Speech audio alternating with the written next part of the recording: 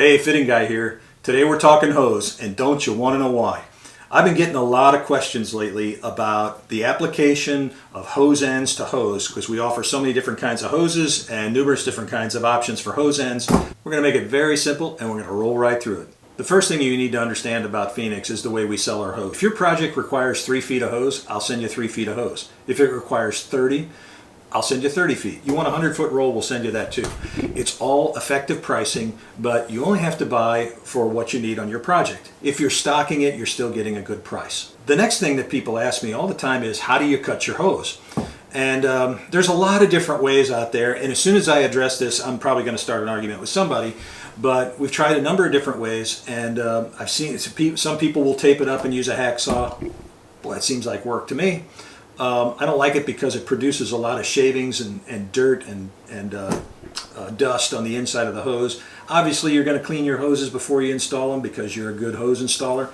But you know, it's just extra work. And anyway, so I don't like using that. For a while, I was using a cutoff wheel, and again, you got the problem of dust, and it really smells, especially in the wintertime when all the doors are closed. What I have found that works the best is from Klein Tools, and it's called a cable cutter. I think I've got one in my desk here somewhere. Yeah, here we go. These are from Klein Tools. I got this off of Amazon. I want to say it was about 135 bucks, something like that. These are good quality cable cutters. Do not go to Harbor Snap-on and buy the cheap ones. They don't work. All they're going to do is mangle your hose. But this thing will go through double braided stainless steel -20 hose like it's butter. So I highly recommend these things. Go ahead and spend the money. If it was up to me, I'd love to have one that was bench mounted where you could just put the hose on there and pull it down. But for now, this works pretty darn good, and it makes a nice clean cut. All of our hoses are in numerical series. Our 100 series hose is our standard issue stainless steel braided hose. We're going to go over these one at a time, but we have 100, we have 200, we have 300, we have 400 and 4400 series hoses. So we're going to go through each one of those and their applications and which hose ends go to them, so stick with us. We're going to do this fairly quick. This is our 100 series hose. It goes from 104, which is -4, up to 120, which is our -20. And again, keep this in mind, we sell -20 by the foot, so that's expensive stuff, and you don't have to buy a 20-foot roll in order to get -20 hose. We will send you 3 feet if that's what your project requires. Anyway, in cutting it with the shears that I showed you, it makes a nice clean cut. You notice it doesn't balloon out, it doesn't trumpet out on you. It's a good, nice, tight weave, and it's double braided. In other words, there's the outer stainless steel braid, and there's the inner stainless steel braid. So you got an inner liner, stainless, outer liner, and then you have your stainless steel braid on the outside. This stuff is the toughest hose we've got. It's in a racing application, I wouldn't want to use anything else. In all racing applications, this is my hose of choice, especially on suction lines. It's not going to deform. It's very stiff. It will saw through anything it comes in contact with, so you got to make sure you isolate it. And we definitely have tools to do that too. So anyway, 100 series hose. All you do is add a number on the end of your dash number. If you want -16, it's a 116. So K116, K104, K106, 8, 12, 10, all of them. That's how you determine your size on our basic racing hose. On the 100 series hose, we have 2 types of hose ends that you can use. We have the traditional compression style hose ends, and these are excellent. This is our second redesign on these things, and they are double swivel, and all you do is put your compression nut over the end of the hose, put some oil in there, a little oil in here, a little oil on here, screw it all together, leave about 30 thousandths between this nut and here, match up the flat so it looks nice, and you're good to go. Now, as you're doing that, you're going to get little 032 holes in your hands from these steel braids. But the other option is our newest line of hose ends, which is the crimp-on style. And once you start using these things, you're not going to want to do these anymore. The trouble is, it's about a $3,000 investment between the crimp machine and the dies necessary. If you're interested in that, give us a call, contact us, and we'll tell you how to get started in it. If you're doing a lot of plumbing in your shop, I highly recommend these. Once again, these are double swivel. There aren't too many crimp-on double swivel hose ends out there on the market, but we go from -4 up to -16. Eventually we'll have -20, and they do swivel, so you can build your hose to length and then clock your hose after the fact, and it works very, very well.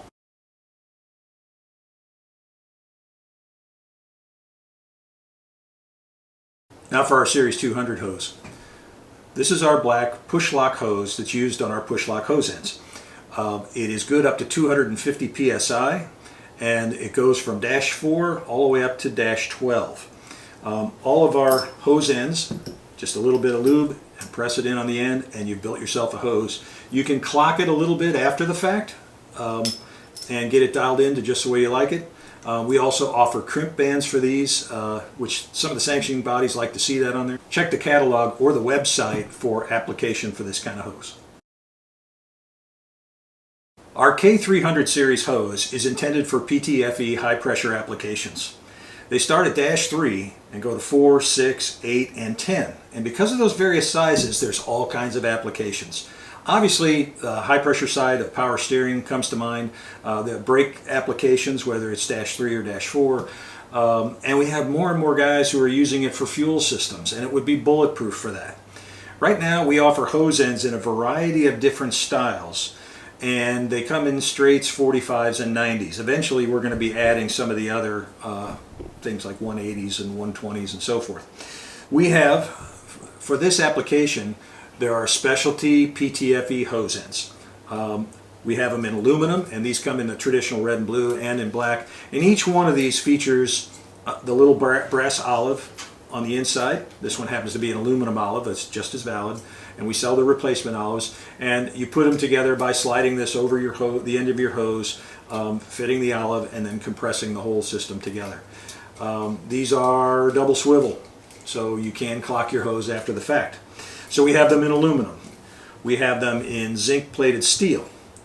We have them in what's called black steel, which is a very special coating. It's bulletproof, and if you want to have a steel fitting instead of aluminum in a high pressure application, but you like the black, this is the way to go. We also have forged low profile ends. This one happens to be stainless steel. We have them in ordinary zinc, but we also have them in stainless. And then lastly, for those of you who are going the crimp route, we do have crimp fittings for PTFE in straights, 45s, and 90s. We hope to expand that line soon.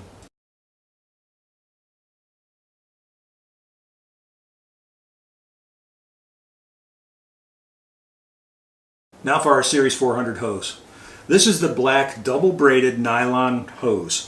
Its construction is similar to our Series 100 hose, the racing hose. You've got an internal liner, you've got stainless steel braid, another liner, and then you have this external liner, which is just nylon. It's not stainless steel. So this doesn't have quite the same pressure rating.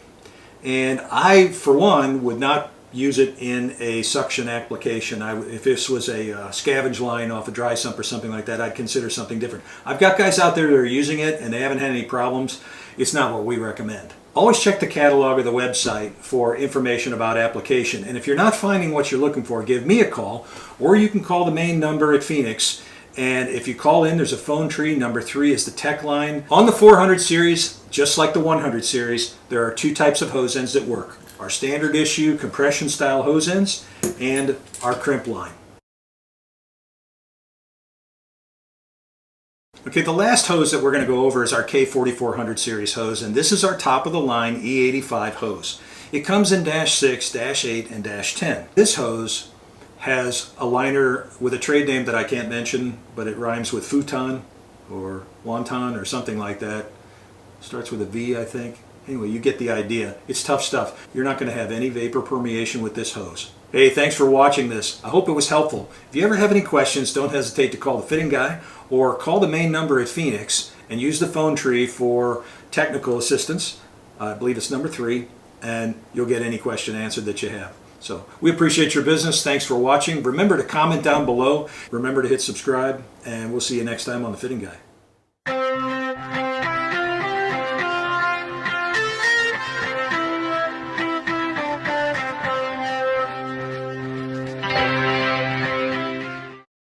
Hey, today we're talking about your hose.